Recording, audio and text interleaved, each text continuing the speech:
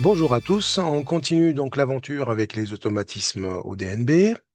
Dans cet exercice, on vous demande de comparer des nombres décimaux relatifs et donc dire, compléter en mettant le signe inférieur ou supérieur.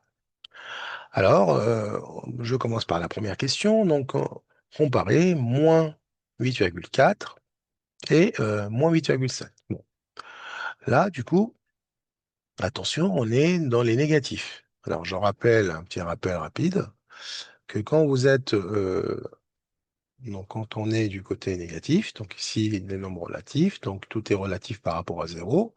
À droite, on a les positifs. À gauche, on a les négatifs. Donc, par exemple, ici, j'ai moins 1, moins 2. Donc, moins 2, il est inférieur à moins 1. Or, si je passe du côté positif, donc je vais mettre 1 ici et 2, et naturellement, tout le monde sait que 2 est supérieur à 1. Donc, quand on a des nombres positifs, il n'y a pas de souci. Donc, on le voit automatiquement, on peut comparer sans problème. Mais du côté négatif, il faudra appliquer cet effet miroir, hein. Il faudra inverser l'inégalité. Voilà. Donc, autrement dit, ici, j'ai moins 8,4, moins 8,7. Le moins 8,7, il est plus éloigné de 0, donc il va être inférieur à moins 8,4. D'accord? Donc, autrement dit, moins 8,4 est supérieur à moins 8,7.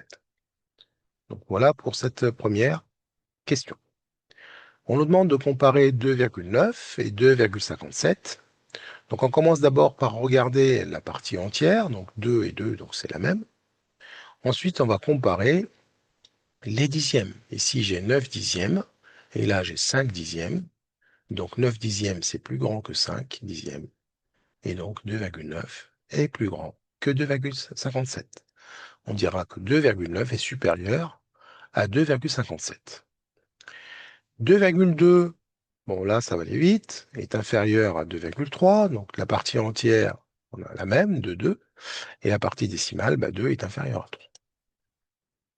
Moins 31 par rapport à moins 48, donc moins 48 est plus éloigné, donc tous les deux sont négatifs, hein, et moins 48 est plus éloigné que moins 31 par rapport à 0, donc il est plus petit. Donc plus on s'éloigne de 0 à gauche, plus on va chez les petits. Donc autrement dit, moins 31 est plus grand que moins 48. Je passe à la cinquième question. Moins 75 par rapport à moins 5. Le moins 75 est très éloigné par rapport à 0, par rapport à moins 5. Donc il est plus petit. Et on a bien sûr deux nombres négatifs. Je finis avec la sixième question. Donc 7,067. Donc par rapport à 7,679. Je commence par comparer les parties entières. 7 et 7, on a la même. Ensuite, on a 0 au niveau des dixièmes. Ici, on en a 6, donc 6 dixièmes. Donc, 0 est plus petit que 6. Donc, 7,067 est inférieur à 7,679. Alors, dans certains exercices ou certaines questions, on va vous rajouter, je rajoute une petite question, on peut vous rajouter, par exemple, un 0 devant, ici. Ce 0-là est inutile, hein, donc on peut l'enlever sans aucun problème. D'accord?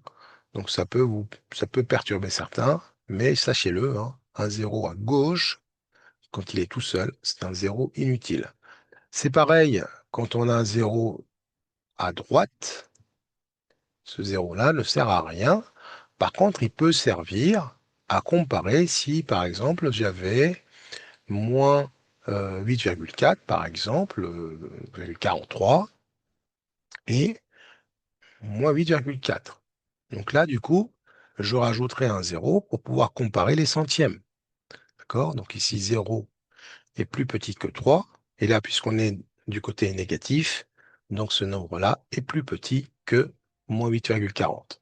Donc il est inutile, mais dans certaines comparaisons, il va nous servir pour combler un trou et pouvoir comparer tout ce qui est comparable. Voilà, nous arrivons à la fin de cette question sur les automatismes. Je vous remercie pour votre attention et je vous dis à très bientôt pour un autre type d'exercice sur les automatismes. Au revoir.